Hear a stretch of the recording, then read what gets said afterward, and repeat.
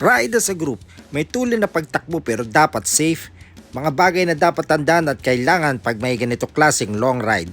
Mga bawal gawin pag nasa biyahe na. Tara, samahan nyo ako at ngayong araw na to ay iikot tayo sa lugar ng Mindanao kasama ating pambasang kamao na si Sir Manny Pacquiao.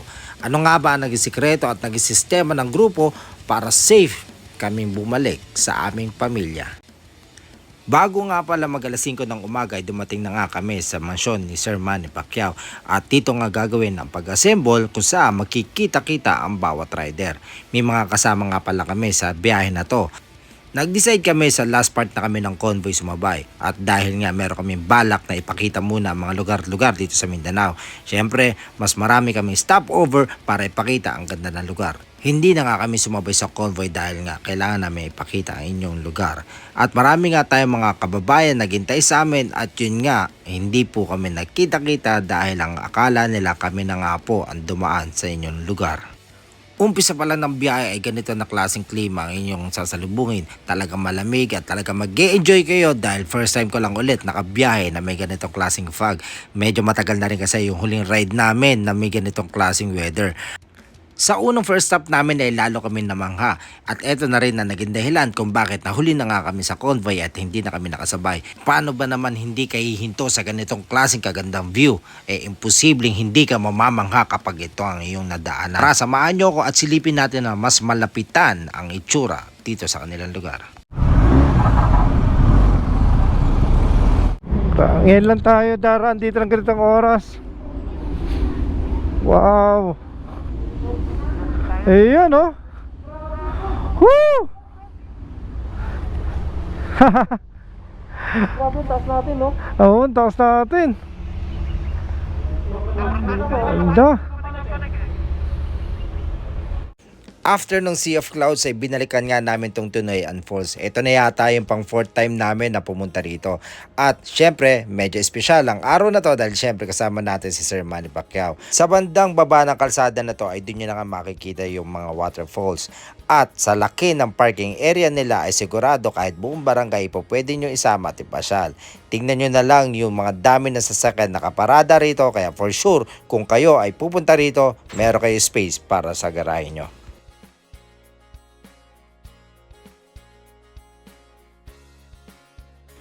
Makalipas nga ang ilang minuto ay nag-decide na rin umalis ang grupo ni Sir Manny at kami naman ang naiwan dito at syempre para ipakita at ipromote ulit ang ganda ng lugar. Hindi po kami kasi makasabay sa kanilang convoy dahil po sila ay syempre dire-diretso. Kami naman bawat stopover mamimigay ng saya at papakita yung ganda ng lugar dito sa Mindanao. Halos alas 12 na nga ng hating gabi nang marating namin ang Surigao at halos pagdating namin dito ay wala na kami lakas kaya yon dire-diretso na sa aming kwarto at para magpahinga at bukas babiyahe ulit pabalik ng Jensen.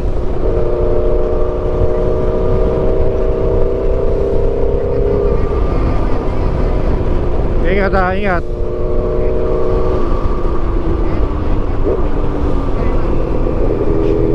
Clear, clear, clear.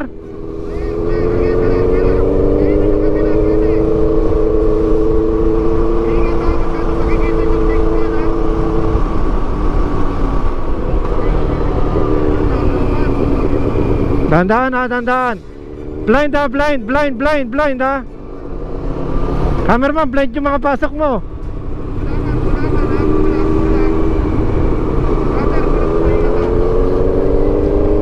Cameraman, yung mga pasok mo puro overshoot ha. Madalas ang linya sa gitna, cameraman.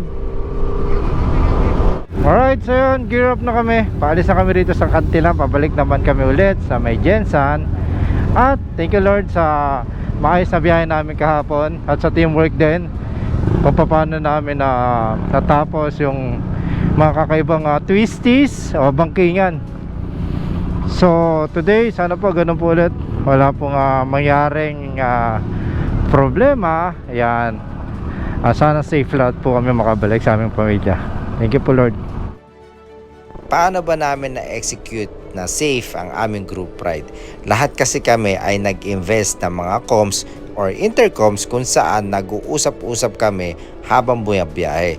Yung pinaka-trangko namin o yung pinaka-leader o nasa unahan ay siya ang una nagbibigay ng information sa pangalawa.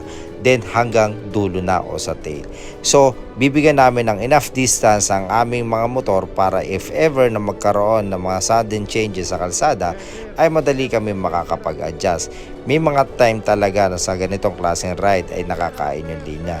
Kasi kailangan pagka lumiliko, may mga moment na kailangan namin mag-lean na mas maayos. Meron kasi mga parte na medyo masikip ang kalsada at sa tulong nga ng pinakatrangko namin ay na-execute namin to ng tama. Sabay-sabay, yung mga biyahe na ganito ay talagang sobrang importante ng teamwork o yung tinatawag na camaraderie sa mga ganitong klaseng ride. Dahil dito, magiging safe ang ating biyahe at magiging masaya ang ating long ride. Ngayon, aabutan na nga kami ng ulan kung saan susugurin namin to dahil marami pa mga kababayan natin dito sa Mindanao ang naghihintay at hindi kami magpapatigil sa ulan para makapagbigay ng saya sa mga taga Mindanao. Okay. Ingat tayo, ingat. Teka lang ah.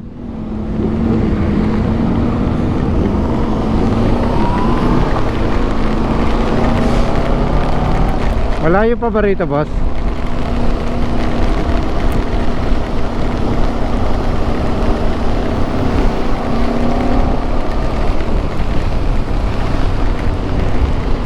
Hindi natin makita yung lubak, boss, ha?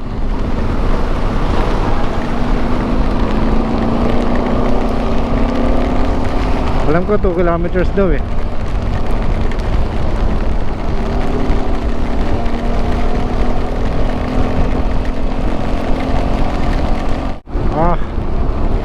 Araw ulan. Kaya nga eh.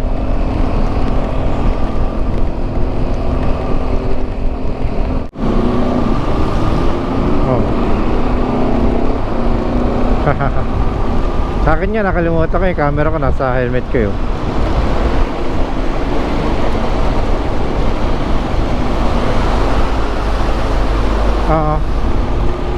Waterproof yan.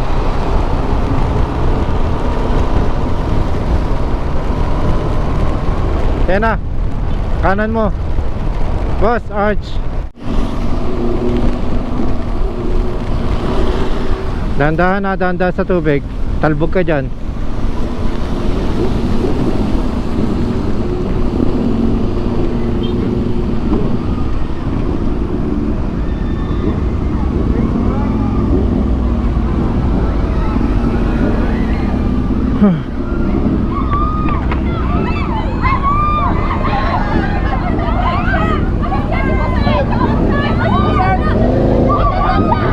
Hello po. Opo. Hello po, hello. Hello po. Hi.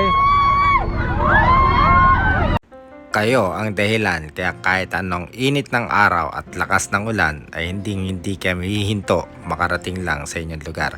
At sa susunod, baka nandyan na kami sa inyong mga lugar. Maraming salamat po sa lahat na naghintay. Mahal na mahal namin po kayong lahat.